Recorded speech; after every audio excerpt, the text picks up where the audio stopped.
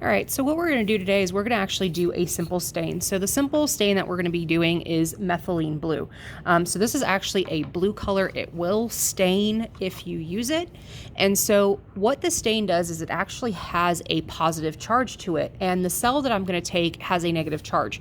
So what ends up happening is the positive charge of the stain is attracted to the negative charge of the cell, and then they're going to come together and basically the cell is going to take up the stain. So this is kind of similar to a wet mount. So the first thing we want to do is we want to have our microscope slide. We're going to have our cover slip again. Remember, these can be plastic or glass. I've got a toothpick so I can actually get my cheek cells, and then I've got the methylene blue.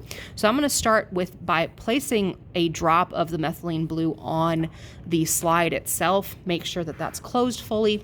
And then I want to take a flat toothpick. So there's the flat end and then there's the more pointed end. You want the flat end, and you're just going to scrape the inside of your cheek very gently. You don't need to gouge it. Just scrape it gently so that way you can get some cells off of your cheek.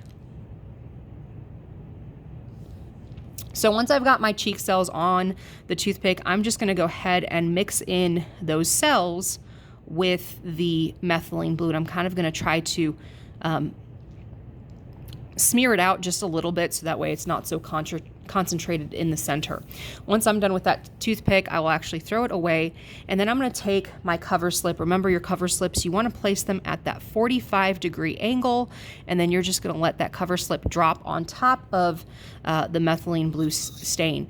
Now that you've prepared your cheek cells, you can then stick it underneath the microscope and go ahead and look for those cheek cells.